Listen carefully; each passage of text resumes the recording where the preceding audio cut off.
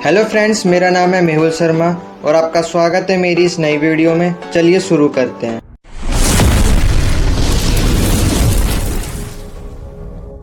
दोस्तों, पिछली वीडियो में हमने पढ़ा कैसे मार्टिन लूथर रिफॉर्म्स लाया था, है ना। कैसे उसने प्रोटेस्टेंट रेवोल्यूशन चलाया, कैसे उसने अपने आइडियाज को पूरे यूरोप में फैलाया, है ना। और कैसे बाकी की जो अदर कंट्रीज थी यूरोप की, वहां पे कैसे कैसे फैला, किन किन लोगों ने अपना योगदान दिया उसको फैलाने में। तो पिछले पार्ट में हमने ये सब कवर कर लिया था। अब हम इस पार्ट में ये पढ़ने वाले हैं कि अब जो लूथरिज्म था, यानी जो प्रोटेस्टेंट जो आइडियोलॉजी थी, वो पूरे यूरोप में फैल चुकी थी।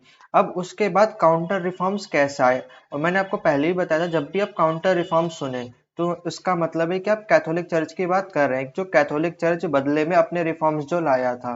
तो इस पार्ट में हम वही पढ़ने वाले हैं। तो अगर आप पहली बार आए तो चैनल को सब्सक्राइब कर दीजिए, वीडियो को लाइक कर दीजिए। और अगर आपको इसकी पीडीएफ चाहिए तो आपको टेलीग्राम पर मिल जाएगी, हिंदी और इंग्लिश दोनों में।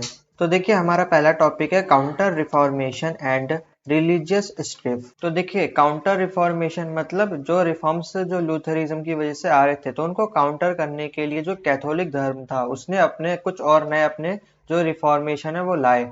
और आप पढ़ेंगे रिलीजियस स्ट्रिफ के बारे में। इसका मतलब, स्ट्रिफ का मतलब होता है संघर्ष, यानी क्या क्या और रिलीजियस रिवॉल्ट वगैरह रेवोल्यूशन वगैरह चल रहे थे, क्या क्या संघर्ष चल रहा था। तो देखिए, कैथोलिक रिफॉर्मेशन को काउंटर रिफॉर्मेशन भी कहा जाता है। और ये किसके द्वारा चलाया गया था? पॉप पॉल थर्ड के द्वारा। तो ये भी एक जो कैथोलिक चर्च है उसके पादरी थे। तो आपको इमेज में इनकी फोटो दिख रही होगी। तो ये उस टाइम के ना जो कैथोलिक चर्च है उसके हेड थे।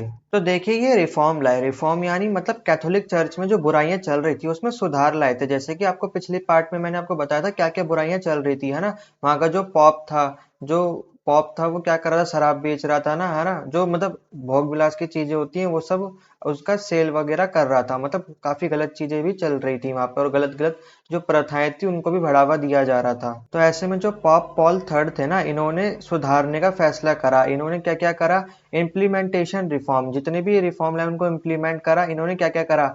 जो ऑफिस को बेचा जाता था, मतलब जो पॉप थे ना, मतलब वो उनकी जमीन ले लेते थे, पैसे ले लेते थे, तो बदले में एक मतलब चर्च का उनको बिशप बना दिया जाता या पुजारी बना दिया जाता था। फिर वो पुजारी बन जाते थे, फिर वो लोगों के और लूटते थे, है ना।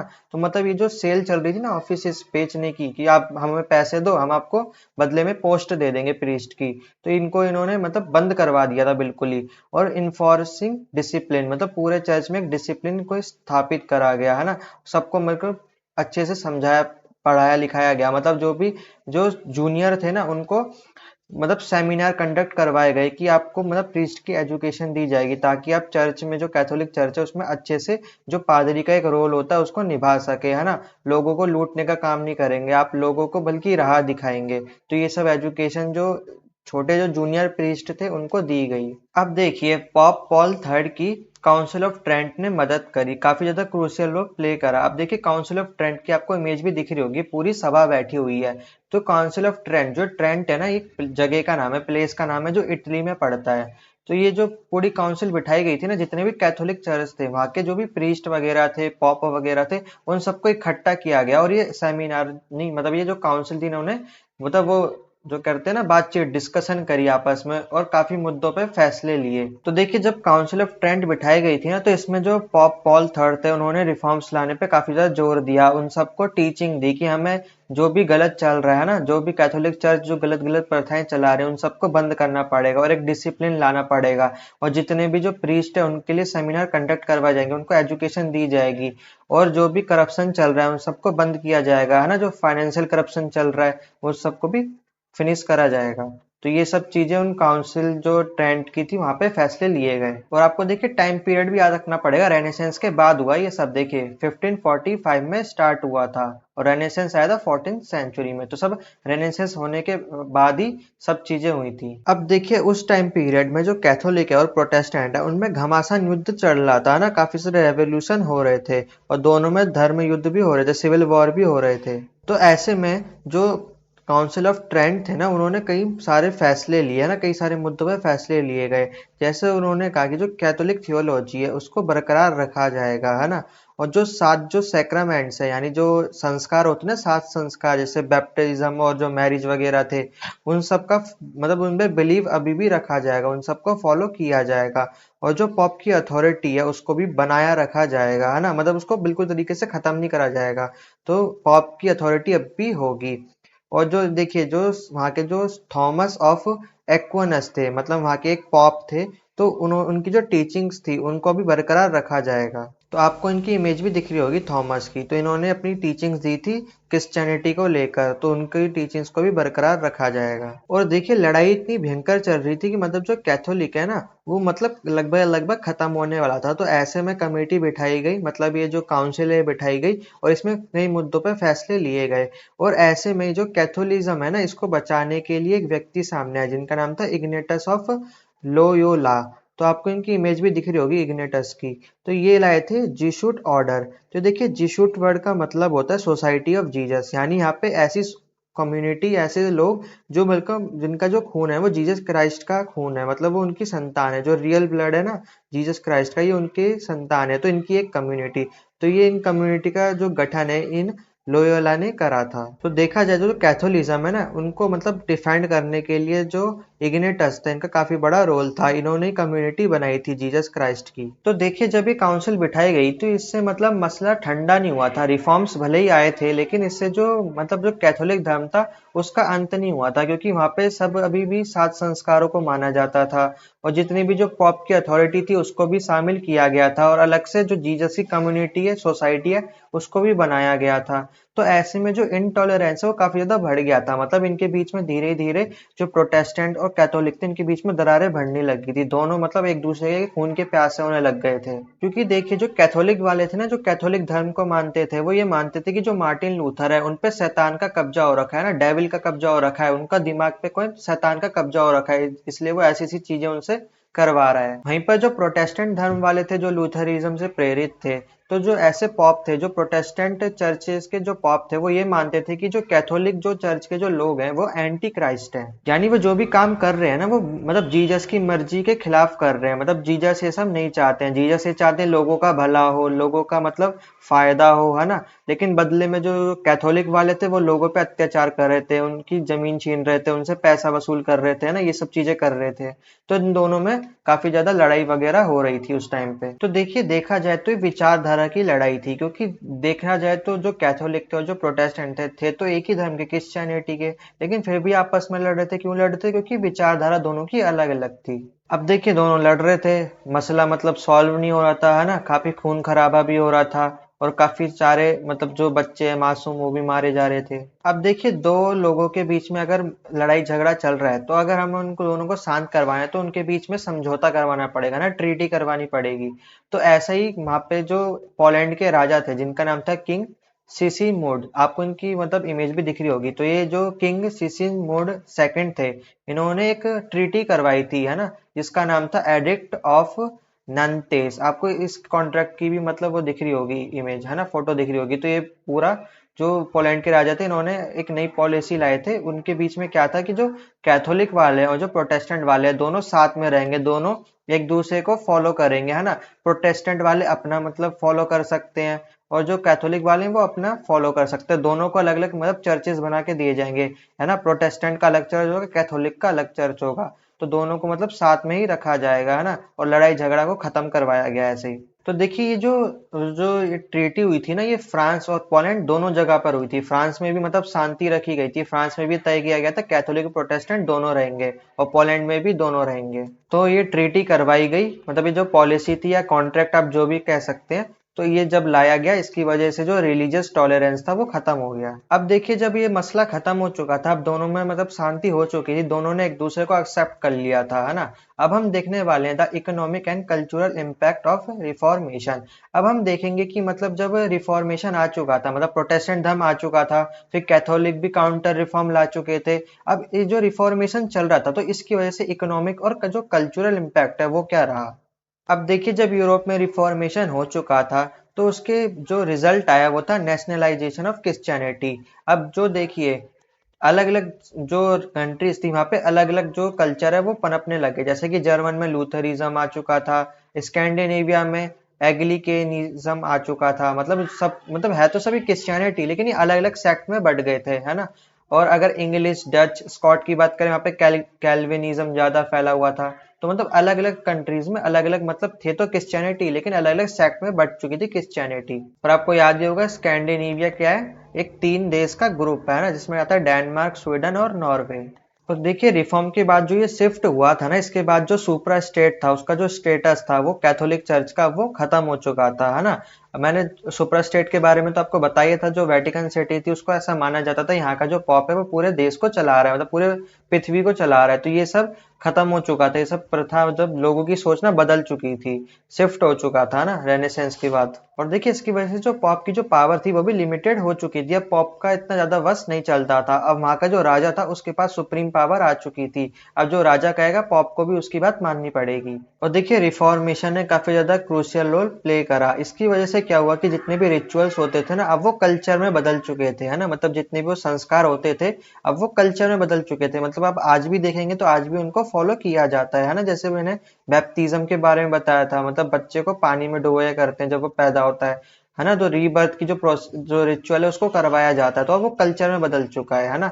और इसकी वजह से देखिए रिफॉर्मेशन की वजह से जो आर्टिस्टिक डेवलपमेंट है वो काफी ज्यादा हुआ। तो जो कैथोलिक चर्चेस थे ना, उसमें जो बोरेक्यू आर्ट है उसको काफी ज्यादा प्रमोट किया गया। तो जैसे कि आपको इमेज में भी दिख रहा होगा, ये देखिए आर्ट कितनी सुंदर लग रही है। देखिए यहाँ पे जो बिल्डिंग वगैरह बनाई जाती है उसको काफी ज्यादा डेकोरेट किया जाता है, मूर्तियां वगैरह बनाई जाती है, पेंटिंग वगैरह बनाई जाती है, तो इसको बोलते हैं बोरेक्यू आर्ट। और देखिए अगर हम इकोनॉमिक इम्पैक्ट की बात करें तो काफी ज्यादा सिग्निफिकेंट रहा। इसकी वजह से क्या हुआ था कि जो फ्यूडलिज्म है उसका एंड हो चुका था। मैंने आपको इसके पहले चैप्टर में पढ़ाया था कि जब रेनेसेंस आया था उससे फ्यूडलिज्म खत्म हो चुका था, अब कैपिटलिज्म आ चुका था। तो इससे कैपिटलिज्म काफी ज्यादा बढ़ चुका था, अब सब अपना खुद का व्यापार कर सकते थे, अब किसी पे भी मतलब रोक टोक नहीं थी, है ना। अब कोई भी मतलब चर्च का मतलब उनमें पाबंदी नहीं थी, है ना। और जो चर्च की जो प्रॉपर्टी थी ना उसको भी मतलब जब्त कर लिया गया था, किसके द्वारा, राजा के द्वारा। अब क्योंकि राजा के पास सारी पावर थी, अब राजा डिसाइड कर सकता था कि किसको क्या मिलना चाहिए, है ना। तो चर्च की प्रॉपर्टी काफी ज्यादा विशाल थी, है ना, उसने सबकी जमीन पे कब्जा कर रखा था। तो राजा ने क्या करा, चर्च की प्रॉपर्टी पे कब्जा कर लिया, उसकी जो जमीन है गरीब किसानों में उनको बांट दिया, ताकि लोग अपना विकास कर सकें, उस पर खेती कर सकें। और इसकी वजह से नोबिलिटी है ना वो काफी ज्यादा स्ट्रेंथेंड हुई, यानी जो नोबल लोग थे उस टाइम पे काफी ज्यादा हो चुके थे, क्योंकि अब खुद का वो व्यापार कर सकते थे, है ना, उनके ऊपर कोई पाबंदी नहीं थी। तो नोबल लोग वहां पे काफी ज्यादा मजबूत होने लगे फाइनेंशियली। और इसकी वजह से प्रोटेस्टेंटिज्म है ना वो काफी ज्यादा फैल चुका था, स्प्रेड हो चुका था। Theology and structures of the Catholic church. तो देखिए थियोलॉजी होता है धर्म शास्त्र, यानी जो कैथोलिक चर्च थे ना उसकी क्या क्या रिचुअल्स थे, क्या क्या प्रथाएं थी, वो मतलब उसका स्ट्रक्चर कैसा था, संरचना कैसे थी। तो देखिए अगर क्रिश्चियनिटी की जो थियोलॉजी अगर उसको माने तो जो जीसस थे, यानी जो जीसस क्राइस्ट थे, उन्होंने 12 लोगों को चुना, यानी 12 स्टूडेंट्स को चुना। डेसिपल्स मतलब होता है शिष्य, इंक्लूडिंग पीटर। पीटर मतलब ऐसे समझ लीजिए सबसे होनहार जो बच्चा होता है ना, शिष्य होता है, वो समझ लीजिए, तो पीटर वो थे।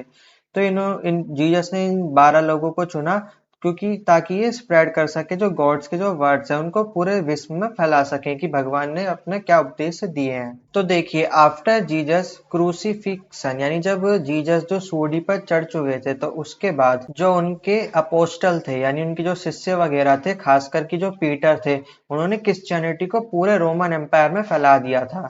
और जो अफ्रीका का जो नॉर्थ पार्ट है और जो मेडिटेरियन है, यानी जो सऊदी अरब वगैरह, इराक, ईरान का जो हिस्सा है, और इंक्लूडिंग इंडिया, तो यहाँ पूरे में क्रिश्चियनिटी को फैला दिया था। और देखिए अकॉर्डिंग टू द बाइबल, तो बाइबल कहती है कि जीसस ने कहा था पीटर को कि जब पीटर पूरे उसमें फैला देगा, मतलब जो क्रिश्चियनिटी है उसको फैला देगा, जो क्रिश्चियनिटी के जो आइडियाज है उन सबको बताएगा, तो जो चर्च बनेगा ना, तो चर्च किसके नाम पे बनना चाहिए, पीटर के नाम पर। और फिर जो वहां का जो पहला पॉप होगा, यानी जो क्रिश्चियनिटी का जो पहला पॉप होगा, वो कौन होगा, पीटर होगा। तो जो रोमन कैथोलिक जो चर्च थे ना, वहां का जो पहला जो पॉप बना वो थे पीटर, क्योंकि पीटर ने ही पूरी क्रिश्चियनिटी को पूरे जगह में फैलाया था। और देखिए जो रोमन कैथोलिक चर्च थे ना, उन्होंने काफी ज्यादा फॉलोवर्स उस टाइम पे गेन कर लिए थे। अब ये रेनेसेंस के पहले की बात बता रहा हूँ, उस जीसस के टाइम की बात बता रहा हूँ, मतलब 2000 साल पहले की बात है ये, क्योंकि थियोलॉजी की बात हो रही है ना।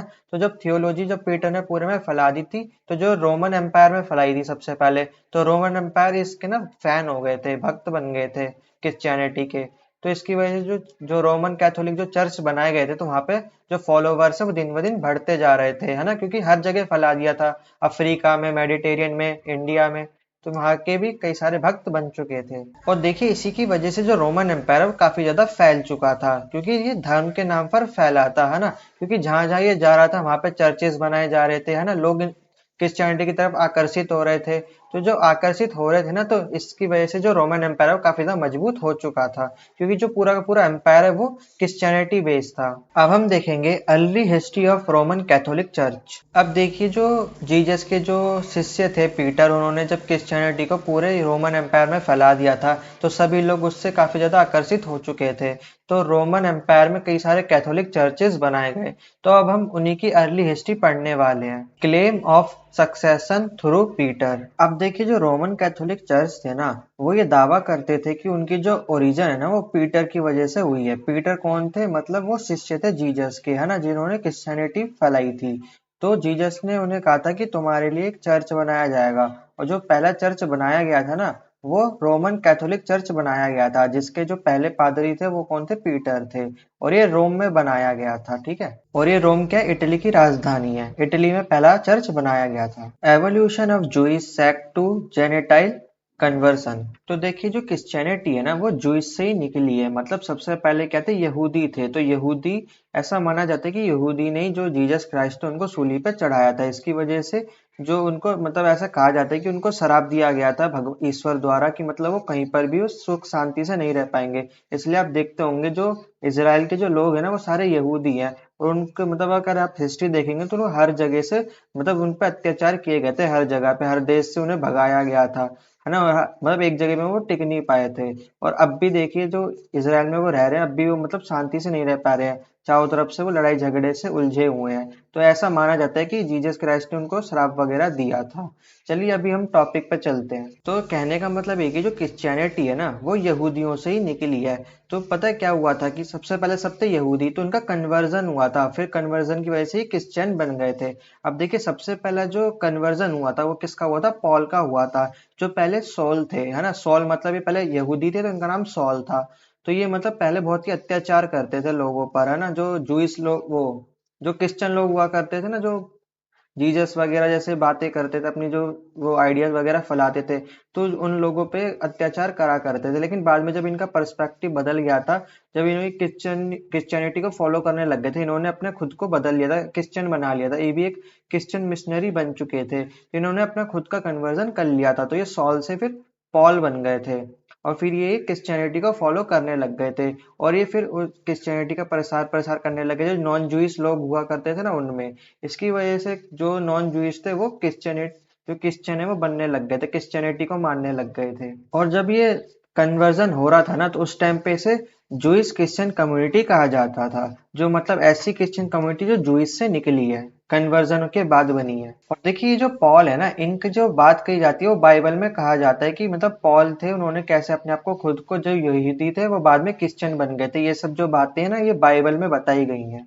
ऑर्गेनाइजनल डेवलपमेंट एंड कॉन्स्टेंटिन कन्वर्जन। तो देखिए जो कॉन्स्टेंटिन था ना एक राजा था। अभी मैं इसको अभी आगे बताऊंगा। सबसे पहले आप देखिए 2000 सीई में, जब यानी जीसस क्राइस्ट जब पैदा हुए थे, उनके 200 साल बाद, उनके पैदा होने के 200 साल बाद एक बिशप थे जिनका नाम था इरेन्युअस। तो आपको इनकी इमेज भी दिख रही होगी। तो मतलब जब जीसस पैदा हुए थे तो उनके मरने के बाद फिर 200 साल बाद जो बिशप थे उन्होंने एक बेसिक स्ट्रक्चर रखा था कैथोलिक चर्च का। फिर देखिए 313 में एक एम्परर थे जिनका नाम था कॉन्स्टेंटीन। इनकी भी आपको इमेज दिख रही होगी। तो इन्होंने ना कन्वर्जन कर लिया था खुद का, मतलब ये यहूदी थे, इन्होंने खुद का कन्वर्जन करके क्रिश्चियनिटी इन्होंने फॉलो करने लग गए। अब जब इन्होंने अपने आप को क्रिश्चियनिटी में बदल लिया, अब ये एम्परर थे, तो उन्होंने अपने राज्य में भी घोषित कर दिया कि अब जो कन्वर्जन है ना वो लीगल है। मतलब अब सब जो यहूदी है वो अपना कन्वर्जन करवा के क्रिश्चियनिटी को फॉलो कर सकते हैं। तो इन्होंने मतलब लीगल रिकॉग्नाइजेशन दे दी। और देखिए जो चर्च का जो सेंटर था ना, उसकी जो पूरी पावर थी वो शिफ्ट हो चुकी थी रोम में। रोम का है? इटली में। और वेटिकन सिटी भी इटली में ही था। तो मतलब देखा जाए तो इटली जो है ना, वो पूरे क्रिश्चियनिटी के लिए बहुत ही ज्यादा इंपॉर्टेंट रहा है शुरू से ही। और देखिए 380 में ना जो क्रिश्चियनिटी थी उसको एक मतलब स्टेटस मिल चुका था, एक ऑफिशियल रिलीजन का। मतलब आप देख सकते हैं जब जीसस पैदा हुए थे और उनके मरने तक भी मतलब क्रिश्चियनिटी इतनी फली फूली नहीं थी। क्रिश्चियनिटी बस आइडियोलॉजी थी कि हाँ ईश्वर है, ईश्वर ने ये उपदेश दिए हैं। तो मतलब जीसस के 380 साल बाद जब जाके क्रिश्चियनिटी को ऑफिशियल रिलीजन माना गया। तो देखा जाए तो जो ओरिजिनल जो क्रिश्चियनिटी है वो 4th सेंचुरी में आई थी। तो आई थिंक अब आपको समझ आ गया होगा सबसे पहले क्रिश्चियनिटी कैसे आई थी। यहूदी से आई थी। यहूदी में जो पॉल थे उन्होंने खुद का कन्वर्जन करवाया था और इसका जो हमें सबूत मिलता है वो बाइबल में मिलता है। उसके बाद एक बिशप थे, उन्होंने एक बेसिक कैथोलिक स्ट्रक्चर रखा चर्च का। और फिर उसके बाद एक एम्परर थे, उन्होंने भी अपना धर्म परिवर्तन करवाया और उसको फिर लीगल रिकॉग्नाइजेशन दे दी कि अब सब अपना धर्म परिवर्तन करवा सकते हैं। तो उन्होंने सबका करवा दिया और ऐसे जो जो क्रिश्चियनिटी थी वो एक ऑफिशियल रिलीजन बन गया था 380 में। तो ये कहानी थी अब तक यहाँ तक। अब देखिए east west schism and medieval influence. तो देखिए जो ईस्ट वेस्ट सीजम है, सीजम मतलब होता है विवाद, यानी मतलब दोनों ईस्ट वाला जो यूरोप था और जो वेस्ट वाला जो यूरोप का पार्ट था, दोनों के बीच में विवाद हो गया था। अभी मैं आगे समझाऊंगा ये विवाद क्या था। तो देखिए 1551 में एक काउंसिल एट चैलकेडन, ये मतलब काउंसिल बैठी, आपको इमेज में दिख रहा होगा, ये क्या सभा बैठी है चैलकेडन में। चैलकेडन कहाँ पर है? टर्की में एक जगह है। आज के समय का जो टर्की है ना, वहां पर एक जगह है चैलकेडन।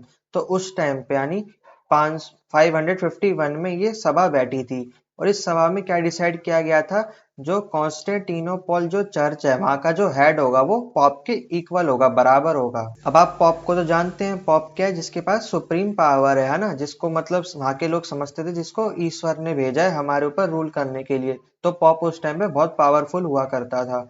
तो मतलब उस टाइम की काउंसिल ने डिसाइड करा कि मतलब जो कॉन्स्टेंटिनोपॉल चर्च है ना, उसका जो हेड है, उसका जो हेड बनाया जाएगा वो पॉप के बराबर होगा। तो ऐसे में विवाद होना तय था क्योंकि पॉप के पास सारी पावर होनी चाहिए, है ना। उनको लोगों का मानना था कि पॉप के पास होनी चाहिए पावर। तो ऐसे बीच में जो कॉन्स्टेंटिनोपॉल जो चर्च थी और जो कैथोलिक चर्च थी, इनके बीच में विवाद हो गया। अब देखिए आपको इमेज में दिख रहा होगा, देखिए ये यूरोप का मैप दिख रहा है। अब देखिए जो आपको नीला पोर्शन दिख रहा है ये है ऑर्थोडॉक्स चर्च, यानी जो कॉन्स्टेंटिनोपॉल चर्च है ना, यहाँ पे इनका मतलब प्रोमिनेंट डोमिनेशन था। और जो आपको जो ऑरेंज वाला जो रीजन दिख रहा है, यहाँ पे कैथोलिक चर्च का डोमिनेंस था। तो इन दोनों एरिया में कॉन्फ्लिक्ट हो रहा था, है ना, विवाद हो गया था। तो यहाँ पे थे ऑर्थोडॉक्स और एक साइड थे कैथोलिक चर्च। तो देखिए जो कैथोलिक चर्च वाले थे वो सारी पावर किसको देते थे? पॉप को देते थे। जो वहां का जो हेड होता था वो पॉप होता था। और जो ऑर्थोडॉक्स वाले थे, यानी जो कॉन्स्टेंटिनोपॉल वाले जो चर्च के जो लोग थे, वो उसका जो हेड था वो पॉप नहीं होता था, हेड कोई और बनता था। मतलब उन्हीं में डिसाइड करके हेड बनाया जाता था, जिसके पास इक्वल पावर होती थी पॉप जितनी। और देखिए ये जो विवाद हुआ था ये हुआ था 1054 सीई में। अब देखिए मेडिवल टाइम में, तो मेडिवल टाइम कौन सी चल रही है? 6th सेंचुरी चल रही है। तो देखिए रोमन कैथोलिक जो चर्च थे ना, उसने मतलब वाइडर स्प्रेड इन्फ्लुएंस को गेन करा। यानी उस टाइम पे जो रोमन कैथोलिक चर्च है ना, उन्होंने काफी ज्यादा पॉपुलैरिटी हासिल कर ली थी। आप जैसे ये पूरा रीजन देख रहे हैं ना लाल लाल, तो मतलब इस पूरे ऑरेंज वाला जो रीजन है, मतलब यहाँ पे कैथोलिक चर्च का बहुत ज्यादा डोमिनेंस हो चुका था उस टाइम पे। और देखिए दो हिस्सों में बढ़ गया था। ये जो ऑरेंज वाला है ये था होली रोमन एम्पायर, यानी जो पूरा रोमन एम्पायर था यहीं पर रोमन कैथोलिक चर्च बनाए गए थे। और आपका जो ये नीला वाला हिस्सा दिख रहा है जहाँ पे ऑर्थोडॉक्स चर्चेस थे, यहाँ पर किसका था? बाइजेंटिक एम्पायर का कब्जा था। और देखिए आपको ये चर्चेस दिख रही होंगी, ये जो चर्चेस आपको दिख रही है ना, ये कॉन्स्टेंटिनोपल चर्चेस हैं जो बाइजेंटिक एम्पायर में बनाई गई थी। और आपको याद भी होगा, अपने पहले इमेजेस मैंने आपको जो राइज ऑफ इस्लाम था ना, वहां पे भी मैंने आपको दिखाई थी, है ना, जहाँ पे मतलब हमने इस्लाम का जो आर्किटेक्चर है उसके बारे में पढ़ा था, वहां पे मैंने आपको इसकी इमेज दिखाई थी। आपको इसकी जो इमेज है ना थोड़ी थोड़ी मस्जिद जैसी दिख रही होगी ना, लेकिन ये चर्च है असल में। और ये भी बताया था कि जो आज की जो मस्जिदें थी ना, उस टाइम के जो बाइजेंटिक एम्पायर की जो आर्किटेक्चर था उनसे इंस्पायर थी। तो देखिए ये जो चर्च है ना, जो आपको मस्जिद जैसी दिख रही होगी, तो यहाँ का जो हेड था ना वो पॉप नहीं था। यहाँ पे मतलब चूज करके बनाया जाता था, जो हेड बनाया जाता था ना वो मतलब पॉप नहीं होता था। अपने में चूज कर लेते थे, जो राजा होता था वो चूज कर लेता था कौन हेड बनेगा। और देखिए कंफ्यूज नहीं होना है, पेपर में क्वेश्चन उल्टा पुल्टा करके भी आ सकता है। ऑर्थोडॉक्स चर्च भी लिखा आ सकता है और कॉन्स्टेंटिनोपल चर्च भी लिखा आ सकता है, तो दोनों का मतलब एक ही है। लेकिन अब देखिए मेन मुद्दे पे आइए। अब जब ये विवाद हो रहा था तो ऐसे में जो रोमन कैथोलिक चर्च थे उन्होंने काफी ज्यादा पॉपुलैरिटी हासिल कर ली थी ना, काफी ज्यादा इन्फ्लुएंस इस एरिया में हो चुका था। तो ऐसे में जो चर्च थे ना, तो उनका जो बिलीव था वो ये था कि ये डिवाइन फाउंडेशन है। किसके द्वारा? भगवान के द्वारा ये जो चर्चेज है बनवाए गए हैं।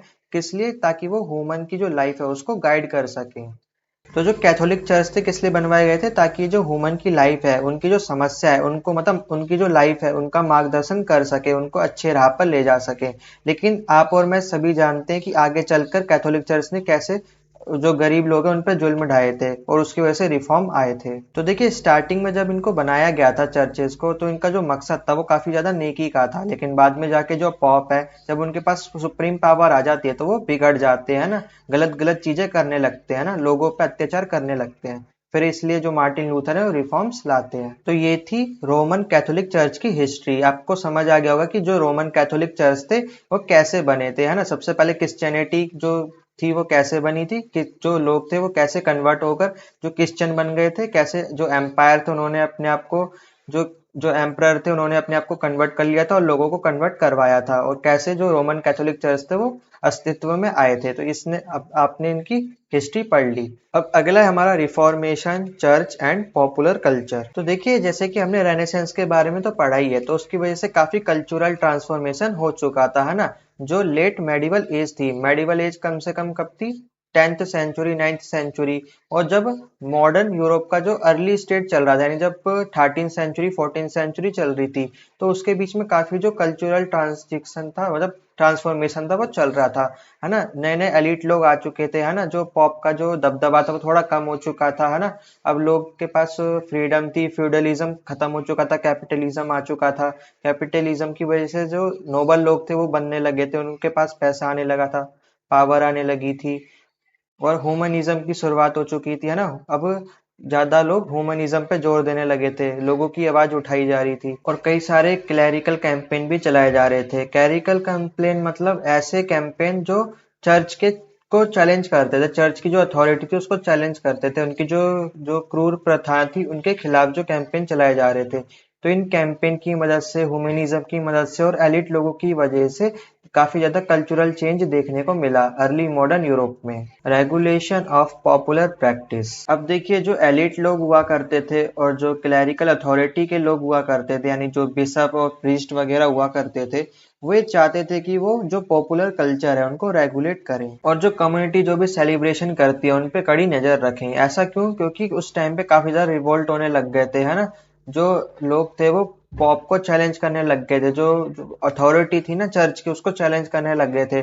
तो जो वहाँ के जो अमीर लोग थे और जो चर्च की अथॉरिटी थी वो चाहती थी कि जो वहाँ के जो भी कल्चर वगैरह है उन पे वो अपना जो रेगुलेशन है वो चला सके, उनको रेगुलेट कर सके। और इसी की वजह से जितने भी फेस्टिवल थे उनमें काफी ज्यादा डिक्लाइन देखने को मिला, यानी जो लोग सेलिब्रेशन करते थे, जो फेस्टिवल मना रहे थे ना, तो उनमें काफी ज्यादा कमी देखने को मिली। किसके वजह से? रिवॉल्ट के चक्कर में, क्योंकि लोग जो अथॉरिटी थी उसका विद्रोह करते थे, है ना।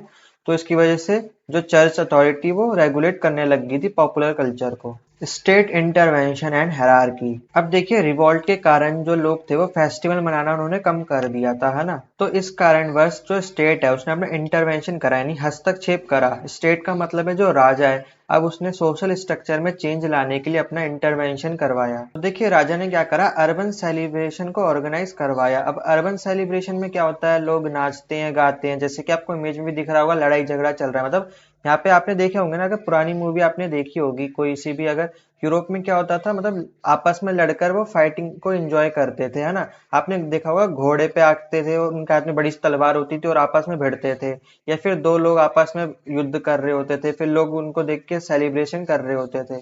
तो ये सब वहाँ पे सेलिब्रेशन चल रहा था। तो मतलब सेलिब्रेशन का जो मेन मकसद था वो था जो पॉपुलर कल्चर है ना उनको रिवाइव करना, क्योंकि ये जो युद्ध वगैरह किए जाते थे उनके कल्चर का हिस्सा होता था, है ना। वहाँ पे सेलिब्रेशन इसी टाइप से मनाया जाता था, युद्ध वगैरह करके। वहाँ पे तलवारों से युद्ध किया जाता था, तीरंदाजी की जाती थी, और भी घोड़े वगैरह से लड़ा जाता था, या आमने सामने की बैटल हुआ करती थी, और भी कई सारी चीजें हुआ करती थी वहाँ।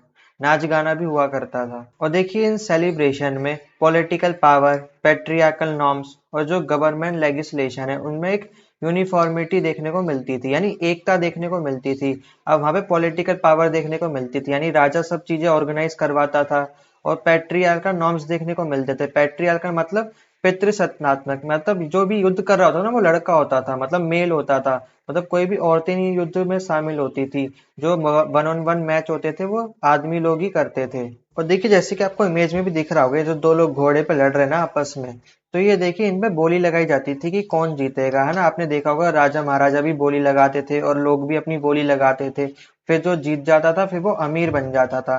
तो ऐसा देखा गया था कि पॉपुलर कल्चर की वजह से काफी लोग एलिट हो गए थे, है ना। काफी ज्यादा लोग नोबल कैटेगरी में आ गए थे क्योंकि बोली लगा लगा के, सट्टा लगा लगा के वो अमीर हो गए थे। तो देखा जाए तो कल्चर का रिवाइव यहाँ से किया गया था, अर्बन सेलिब्रेशन के माध्यम से। और आप ये भी मान सकते हैं जो आज के टाइम पे हम सट्टा वगैरह लगाते हैं तो शुरुआत इसकी यहीं से हुई थी, यूरोप से। तो आज के लिए बस इतना ही, यहीं पे हमारा चैप्टर फिनिश होता है। आई होप मैंने आपको जितना ही पढ़ाया आपको अच्छे से समझ आ गया होगा। तो प्लीज कमेंट करके जरूर बताएं कि आपको समझ आ गया है। वीडियो अगर आपको अच्छी लगी है तो प्लीज लाइक करें और सब्सक्राइब करें और शेयर करना ना भूलिएगा। और अगर आपको इसकी पीडीएफ चाहिए तो आपको टेलीग्राम पर मिल जाएगी, हिंदी और इंग्लिश दोनों में। तो मैं मिलता हूँ आपको इसकी नेक्स्ट वीडियो में, तब तक के लिए जय हिंद।